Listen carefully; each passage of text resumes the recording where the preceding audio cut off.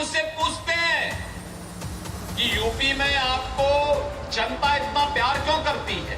पेशेवर अपराधी और माफिया जो पहले सिर तान करके चलते थे, आज सिर झुका करके चल रहे हैं। और हर गरीब, हर किसान, हर व्यापारी सिर तान करके चलता है, सम्मान के साथ अपना जीवन यापन कर रहा है। उत्तर प्रदेश, जो भारत का सबसे अधिक जनसंख्या वाला राज्य है, ने पिछले कुछ वर्षों में एक राजनीतिक परिवर्तन देखा है। इस बदलाव के प्रमुख चेहरे हैं एक ऐसे नेता जिनकी छवि देश भर में गहरी छाप छोड़ चुकी है, योगी आदित्यनाथ। एक संत से लेकर मुख्यमंत्री तक का सफर तय करने वाले इस नेता ने अपनी राजनीति और राज्य के लोगों पर गहरा प्रभाव डाला है। आइए जानते हैं उत्तर प्रदेश के मुख्यमंत्री योगी आदित्यनाथ के जीवन के बारे में कुछ रोचक और अनजानी बातें। राम राज्य की परिकल्पना की आधार भूमि उत्तर प्रदेश फिर से बनी है। ये डबल इंजन सरकार की ताकत है। योगी आदित्यनाथ का जन्म 5 जून 1972 को उत्तराखंड राज्य के पौड़ी गढ़वाल जिले के एक छोटे से गांव पंचूर में हुआ था। उनका असली नाम अजय सिंह बिष्ट था। एक साधारण परिवार में जन्मे योगी ने अपनी प्रारंभिक शिक्षा अपने गांव के ही स्कूल से प्राप्त की। इसके बाद उन्होंने अपनी उच्च शिक्षा उत्तराखंड विश्वविद्यालय से की, जहां उन्होंने गणित में स्नातक की डिग्री प्राप्त की।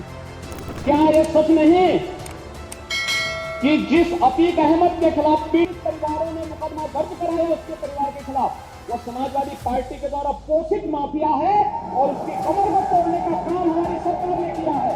और फिर वो कार्रवाई हुई है। इसी हम बाहर कह रही है, इस माफिया को मिट्टी में मिला देंगे।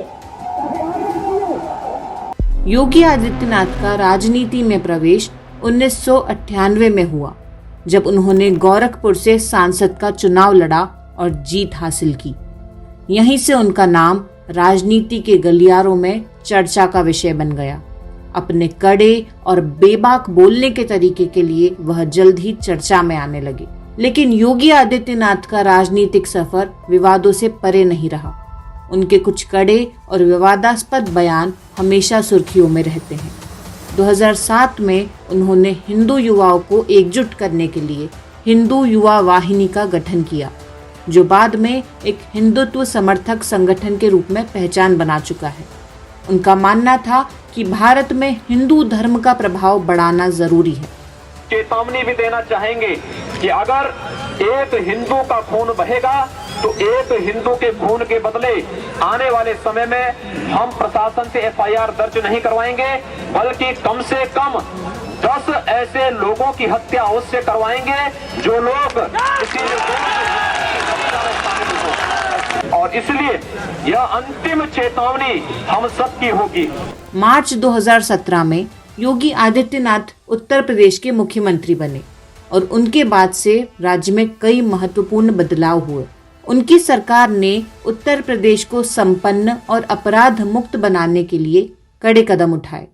अपराधियों के खिलाफ उनके सख्त रुख को देखकर कई बार आलोचनाएं भी हुई, लेकिन उन्होंने कभी अपनी नीति से कदम पीछे नहीं खींचे।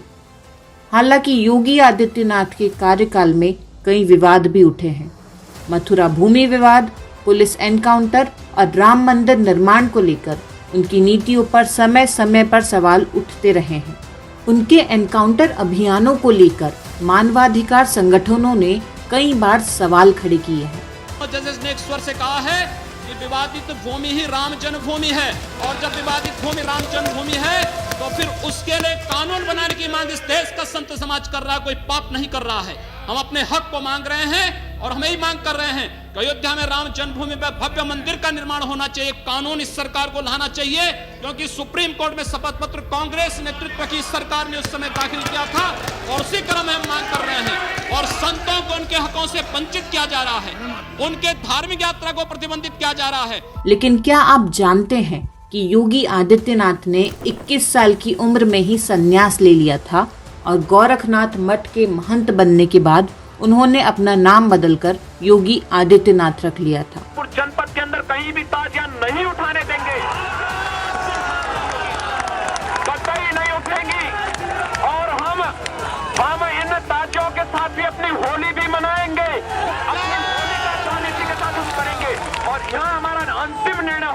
उन्होंने अपने जीवन को पूरी तरह से राजनीति और धार्मिक कार्यों के लिए समर्पित किया है। आज योगी आदित्यनाथ एक ऐसे नेता के रूप में पहचाने जाते हैं जिनकी नीतियां हमेशा विवादों से घिरी रहती हैं, लेकिन साथ ही उन्होंने उत्तर प्रदेश को कई अहम सुधारों और परिवर्तन की दिशा में अग्रसर किया है।